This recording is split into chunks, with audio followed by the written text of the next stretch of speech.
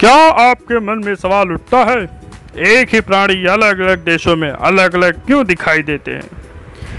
क्या आपके मन में यह प्रश्न आता है कि बहुत सारे पशु पक्षी कीट पतंगे क्यों धीरे धीरे गायब हो रहे हैं धरती से?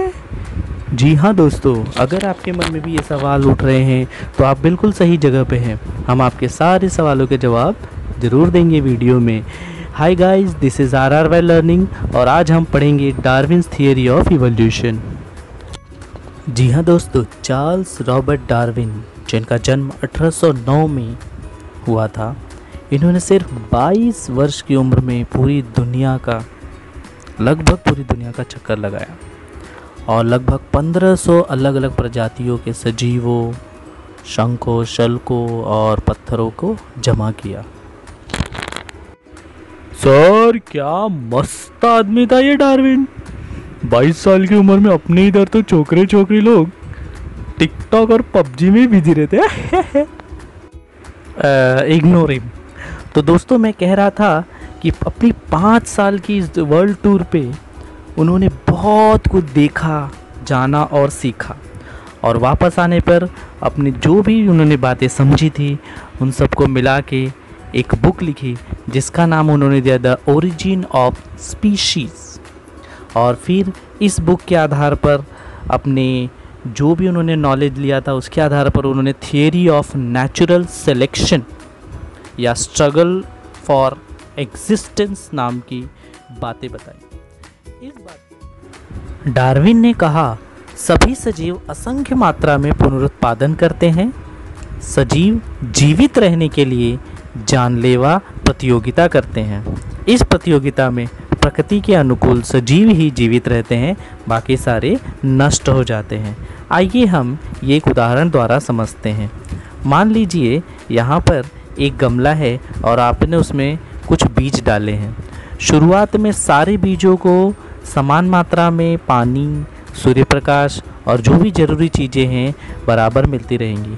कुछ दिनों बाद उन सभी बीजों में से नए नए अंकुर फूटेंगे। अब यहाँ पे संघर्ष शुरू होगा। संघर्ष खनिज पदार्थ के लिए, सूर्य की धूप पाने के लिए और पानी पाने के लिए होगा।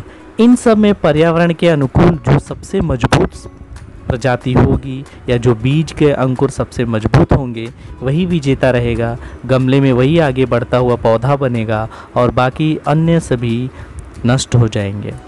एक और उदाहरण लेकर हम ये समझ सकते हैं। मान लीजिए कोई पेड़ है और उस पे 2 प्रकार के कीटक बैठते हैं, एक लाल रंग के और एक हरे रंग के। हरे रंग के कीटक जो हैं वो पेड़ के ही रंग के हैं और लाल वाले दूर से ही देखे जा सकते हैं। जब कोई पक्षी इन कीड़ों को खाने आएगा तो वह दूर से इन लाल रंग के कीड़ों को देख लेगा और उनको अपना भोजन बनाएगा।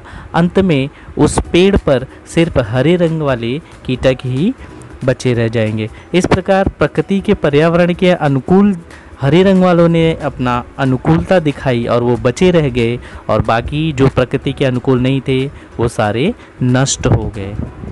तो दोस्तों, आइए जानते हैं डार्विन्स थियरी के मुख्य मुद्दे क्या हैं। पहला, प्राकृतिक तौर पर अनेक सजीवों, वृक्षों, कीटकों में विविधता पाई जाती है। प्रकृति का चयन कमजोर सजीवों को समूल नष्ट कर देता है।